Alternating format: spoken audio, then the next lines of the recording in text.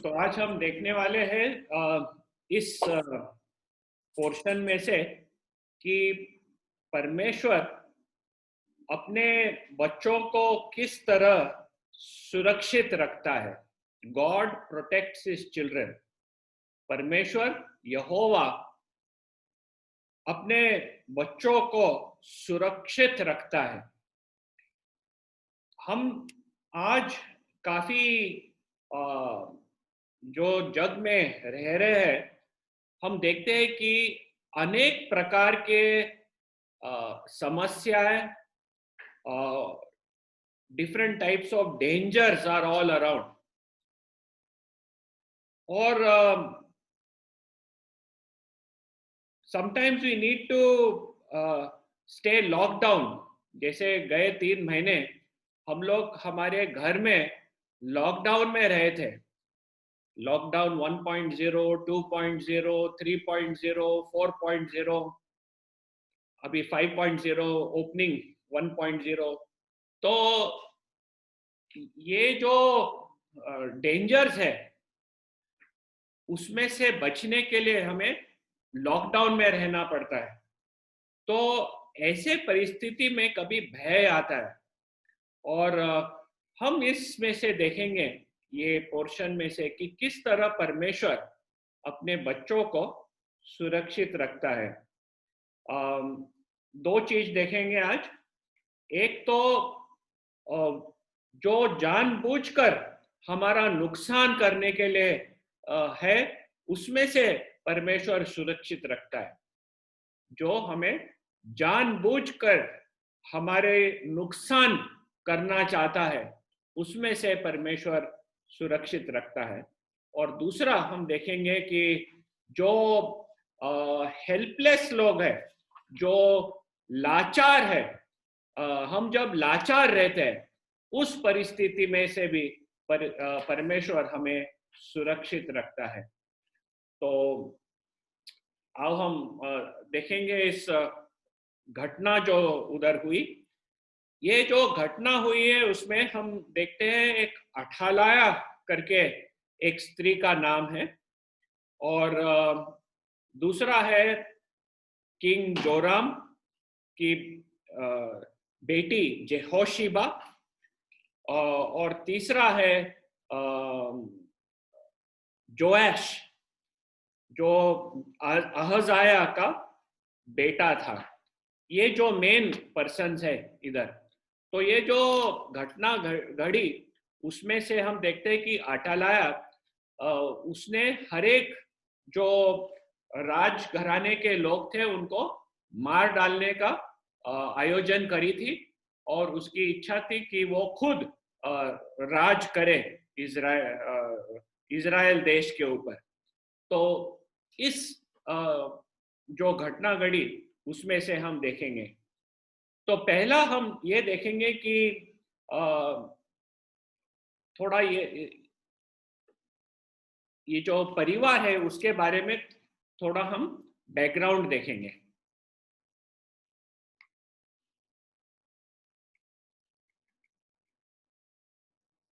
एक मिनट।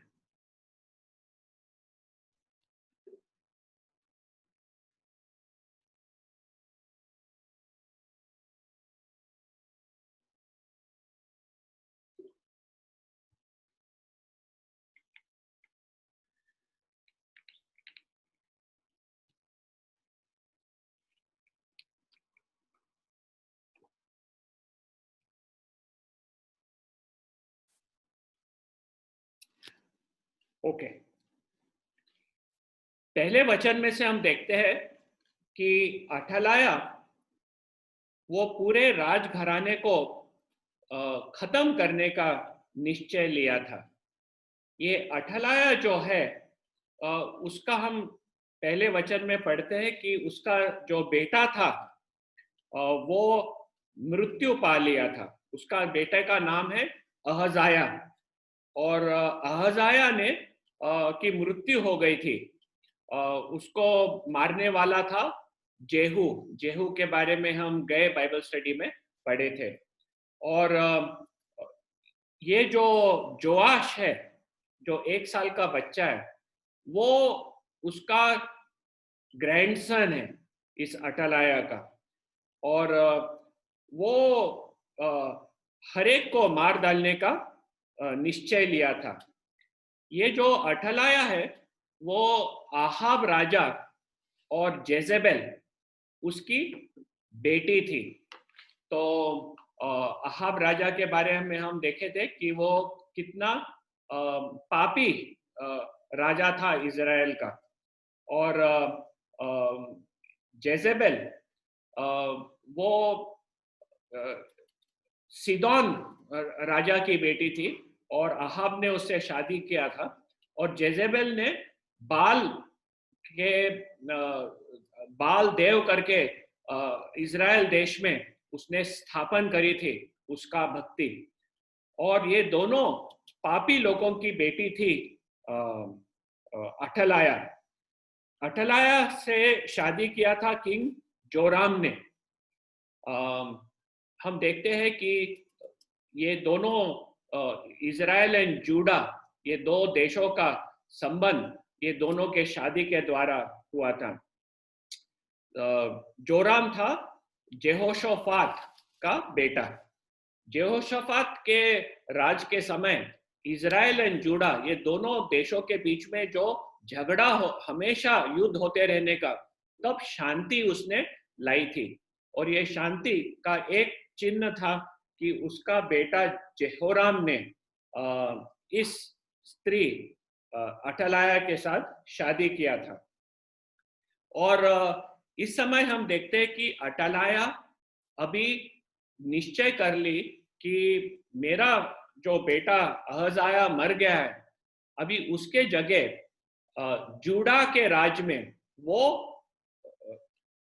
रानी के रूप में राज्य करना चाहती थी। तो वो करने के लिए वो हर एक जन जो राजघराने का था उनको वो खत्म कर देती है और उन्हें नष्ट कर देती है। ये जो मृत्यु दो देती है पूरे राजघराने को, हम उसमें से देखते हैं कि परमेश्वर ने दाऊद को एक प्रॉमिस दिया था। और उसने ये प्रॉमिस दिया था कि तेरे सिंहासन पे हमेशा तेरा एक संतान बैठेगा करके। दाऊद परमेश्वर के रास्ते में हमेशा से चलने वाला राजा था और उसका हृदय पूरी तरफ परमेश्वर की ओर था। और ये परमेश्वर ने उसे एक प्रॉमिस दिया था। हम उस ये देखेंगे 2 सैमुअल चैप्टर 7 में। तो उधर फिरेंगे 2 सैमुअल 7वां अध्याय 12 और 13 वचन। दूसरा सैमुअल 7वां अध्याय 12 और 13 वचन। ये हुआ था जब दाऊद की इच्छा थी कि वो परमेश्वर के लिए एक घर बांधे। लेकिन हमने बाइबल स्टडी में पढ़ा था कि परमेश्वर उसे कहता है कि क्या तू मेरे लिए घर बांधेगा? मैं तेरे लिए घराना बांधूंगा और वो हमेशा के लिए तेरा जो सिंहासन है उसमें तेरा संतान बैठेगा। और हमें इसमें से ये भी दिखाई देता है कि मसीहा वो दाऊद राजा के संतान में से आने वाला है। तो चैप्टर 7 12 और 13 निधि प्लीज पढ़ो।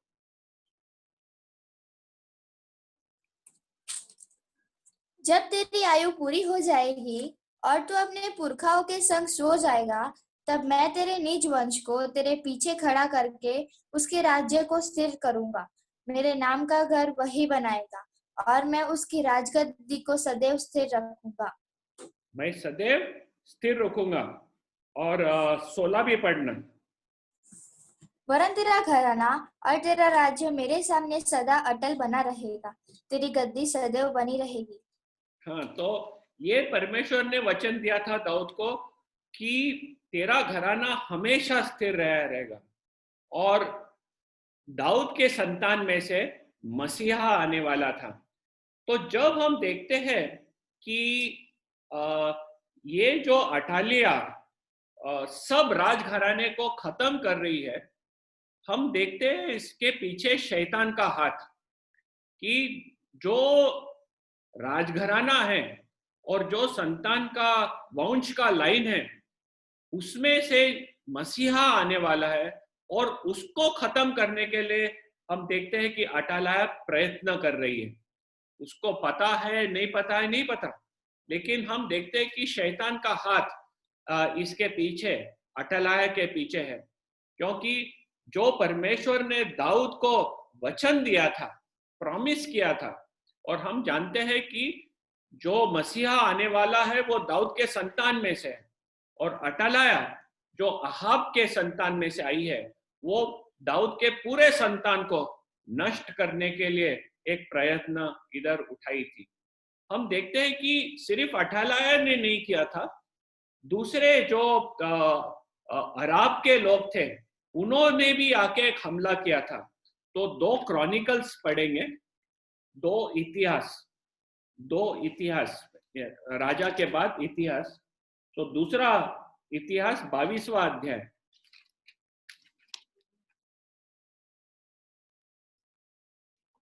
और उसका पहला वचन पढ़ना।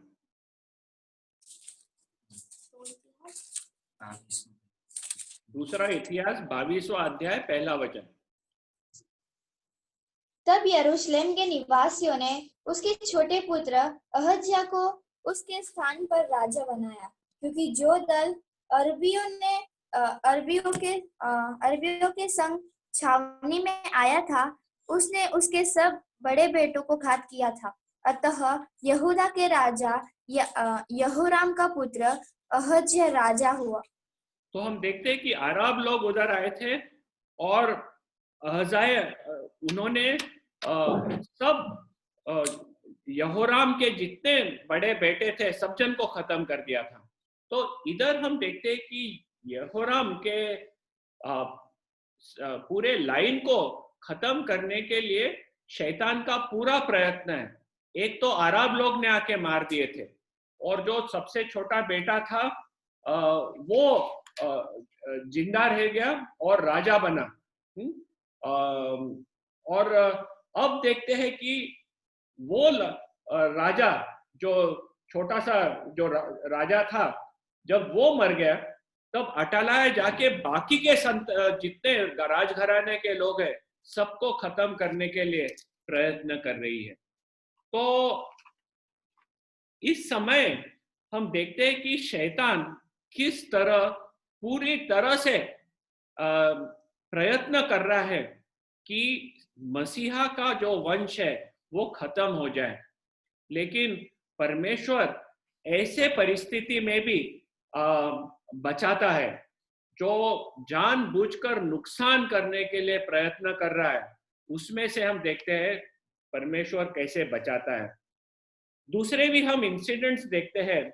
पहले Samuel, 1 Samuel chapter 18 and verse 11, उधर हम अभी पढ़ेंगे नहीं, लेकिन पहले बाइबल स्टडी में हमने देखे कि किस तरह दाऊद राजा जब वो साउल के सेवा में था, और साउल के लिए वो हार्प बजाने का, क्योंकि साउल को कभी कभी तकलीफ होने की, तो उसको शांत करने के लिए दाऊद गाना बजाने का, उसके लिए वीणा बजाने का।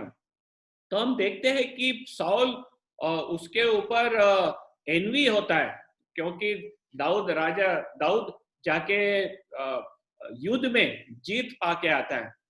तब साउल अपना भाला लेके दाऊद को मार डालने का 2 बार प्रयत्न करता है।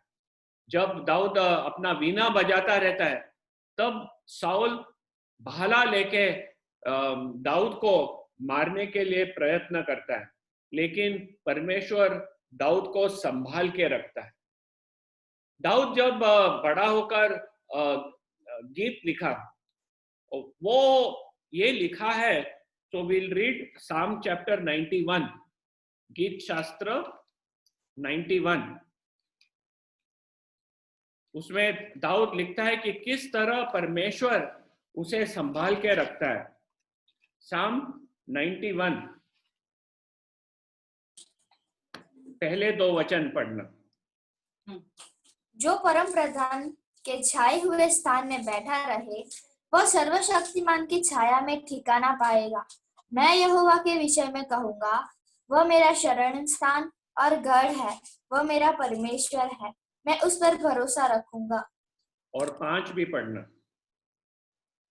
तू न रात के भय से डरेगा और न उस तीर से जो दिन को उड़ता है। तो तू न उस तीर से जो दिन को उड़ता है। तो हम देखते हैं कि जब हम परमेश्वर को हमारा शरण स्थान बनाते हैं, तब हमें कोई भय नहीं आएगा तीर से भी जो दिन के समय उड़ता है। तो ये है दाऊद की साक्षी कि किस तरह परमेश्वर उसे संभाल के रखता है। न्यू टेस्टामेंट में देखेंगे 2 थेसलोनियंस, दूसरा थेसलोनियंस, पॉल इस बारे में लिख रहा है। 2 थेसलोनियंस 3 अध्याय और 3 वचन।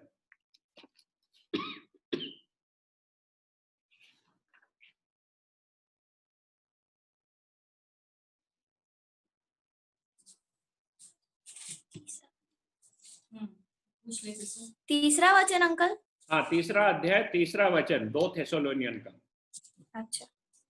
परंतु प्रभु सच्चा है, वह तुम्हें दृढ़ता से स्थिर करेगा और उस दुष्ट से सुरक्षित रखेगा। परंतु प्रभु सच्चा है, वह तुम्हें दृढ़ता से स्थिर रखेगा और उस दुष्ट से सुरक्षित रखेगा।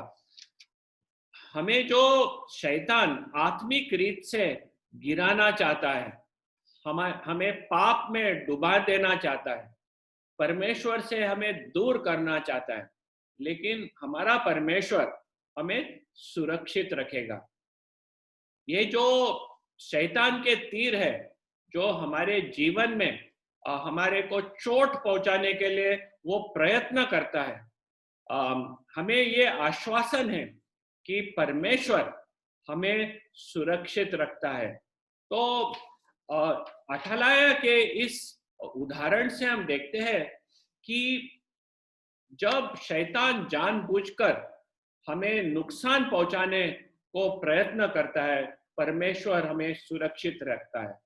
लेकिन ये सुरक्षित रखने के लिए हम देखते हैं कि प्रभु यीशु ख्रिस्त उसने खुद पर ये जो उसके तीर है खुद पर लिया। ये जो जानबूझकर जो नुकसान पहुंचाने का था, हम देखते हैं कि प्रभु यीशु ख्रिस्त ने खुद को उसमें से नहीं बचाया। यूहन्ना का 18वां अध्याय देखेंगे हम। यूहन्ना का 18 अध्याय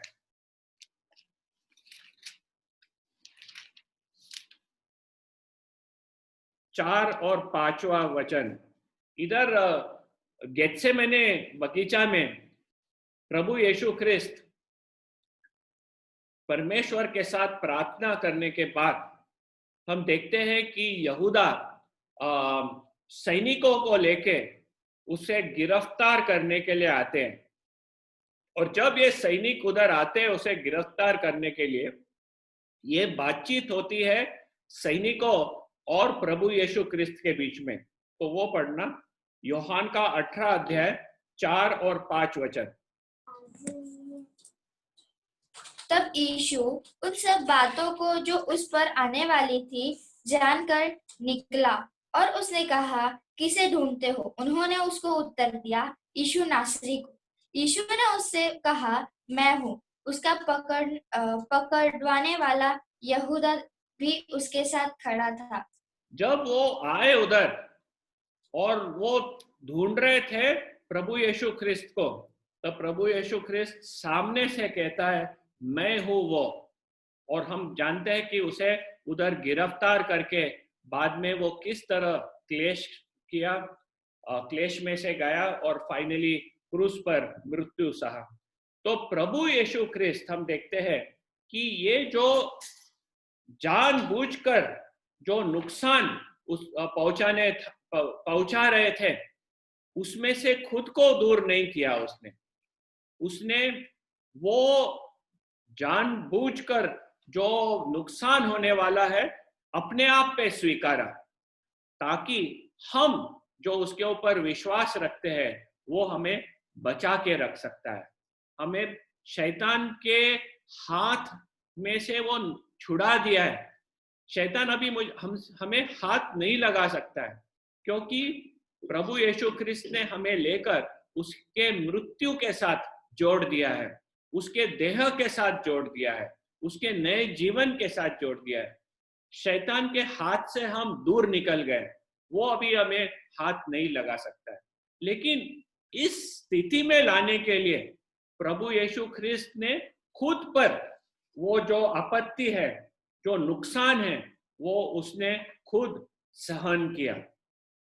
आगे बढ़ के हम देखेंगे कि किस तरह परमेश्वर लाचार लोगों की भी सुरक्षा करता है। So we'll go back to 2 Kings chapter 11. 2 Kings chapter 11 और दूसरा वचन हम देखेंगे। ये दूसरा वचन जब हम पढ़ते हैं, उधर ये बताया है कि जेहोआश वो 1 साल का लड़का था, छोटा लड़का, हमारा नथानियल से थोड़ा बड़ा, करीब 1 साल का था जेहोआश। और वो जब अटालिया सब जन को मार रही थी, ये जेहोआश को तो पता भी नहीं है कि उसकी दादी ये क्या कर रही है। उसको तो सब कुछ खेल जैसा लगा रहेगा करके, वो तो इनोसेंट है, वो कुछ जानता नहीं है, वो खुद को बचाने के लिए उसमें क्षमता ही नहीं है। वो जानता भी नहीं था कि खतरा है। ऐसे सिचुएशन में से जहां वो लाचार है, वो खतरा जानता भी नहीं है, ऐसे खतरों में से भी हम देखते हैं कि परमेश्वर कैसे बचाता है। तो जेहोआश करीब 1 साल का था, लेकिन उसको बचाने के लिए परमेश्वर जेहोशेबा को भेजता है। जेहोशेबा थी जेहोराम राजा की बेटी, और जो अहजाया जो राजा मर गया था उसकी वो बहन थी, और वो एक याजक जेहोयादा की पत्नी थी। तो वो उस समय इस पैलेस में थी, और उसने क्या किया कि उसने जोएश को उठा लिया उधर से, और उसके साथ जो दाई उसकी जो दाई थी उसके समेत उसने अपने बेडरूम में छुपा दिया उसे। तो जोएश को लेकर उसके दाई के साथ दोनों को अपने बेडरूम के अंदर छुपा दिया। और हम देखते हैं उधर तीसरे वचन में कि 6 साल इस छोटे बच्चे को 6 साल वो परमेश्वर के घर में, वो उसके पास यहोवा के भवन में 6 वर्ष छिपा रहा, और अतल्हा देश भर राज्य करती रही। तो परमेश्वर ने जेहोशेबा को एक हृदय दिया कि वो जोएश को छिपा ले, और उसने छुपाकर बाद में जो परमेश्वर का घर है, भवन है, उसमें उसको छुपा के रखी। एक दिन, 1 महीना, 3 महीना नहीं, 6 पूरे साल उसको परमेश्वर के भवन में छुपा के रखी। और हम देखते हैं कि ये 6 साल अटलाया रानी थी, पूरा राज्य उसके हाथ में था, लेकिन पूरा राज्य चलाते वक्त उसको ये पता नहीं चला कि राजघराने का एक बच्चा उस भवन में, परमेश्वर के भवन में, यहोवा के भवन में बढ़ रहा है। किस तरह परमेश्वर अपने जन को संभाल के रखता है, हम इस घटने में से देखते हैं। परमेश्वर ने एक व्यक्ति को तैयार किया, यहोशेबा। उसने एक स्थान तैयार किया उसके लिए कि वो बेडरूम में पहले छुपा और बाद में यहोवा के भवन में छिप के रह सका। और परिस्थिति भी, सर्कमस्टांसेस भी, कि अटलाया जान नहीं सकी कि उधर ये राजा के घराने का एक बच्चा बढ़ रहा है। हम ऐसी कोई परिस्थिति पहले एक्सोडस में निर्गमन में देखे, चैप्टर 2 एंड वर्स 3, कि मोशे जब छोटा था तब 3 महीने तक उसके माँ ने उसके पास रखी।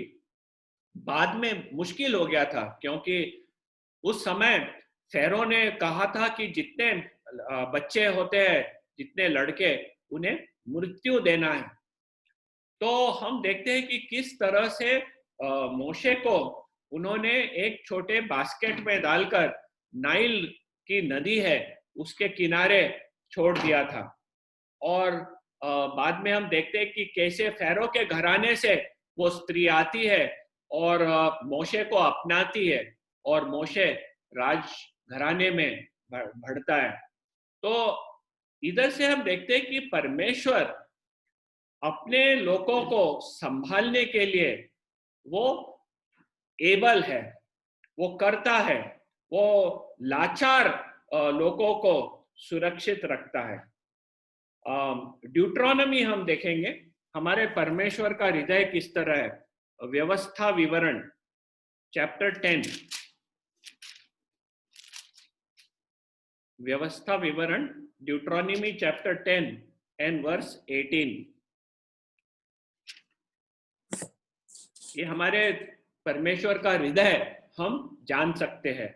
निधि पढ़ना।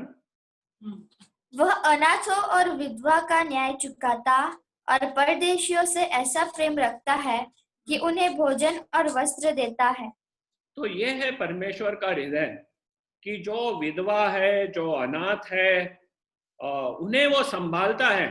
जो परदेशियों है, परदेशी जब रहते हैं दूसरे देश में, उनके कोई न्याय रहता ही नहीं, और उनको क्या हो गया कोई देखता नहीं है। लेकिन परमेश्वर ऐसा परमेश्वर है जो पीसे हुए लोगों को संभाल लेता है, अपनाता है।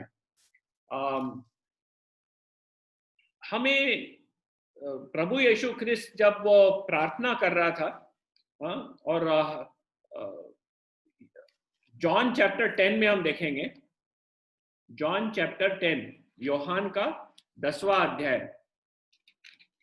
कि किस तरह प्रभु यीशु हमें सुरक्षित रखता है। हम जो लाचार है, जो हम खुद के लिए कुछ नहीं कर सकते, वो कैसे हमें बचा कर रखता है। John chapter 10 verse 28।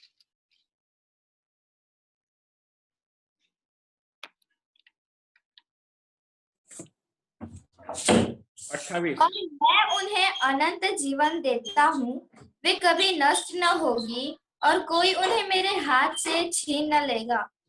कोई उन्हें मेरे हाथ से छीन नहीं लेगा।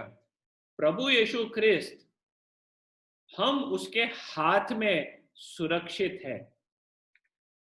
वो हमें संभाल के रखता है, और उसका वचन हमें ये आश्वासन देता है कि उसके हाथ में से कोई भी हमें छीन नहीं सकता। तो परमेश्वर, हम इसमें से देखते हैं कि परमेश्वर हमें किस तरह से संभाल कर रखता है। लेकिन हम ये सब होने के लिए हम प्रभु यीशु ख्रिस्त के तरफ जब नजर देखते हैं, कि जो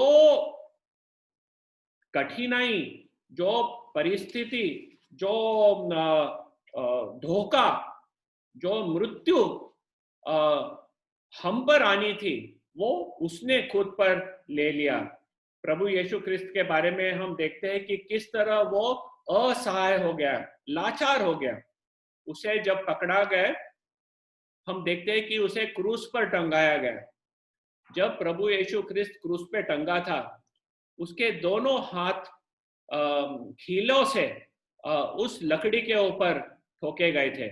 उसके पैर कीलों से लकड़ी के ऊपर ठोके गए थे, उधर क्रूस पे टंगते हुए बिल्कुल उसने अपने आप को लाचार करके महसूस किया।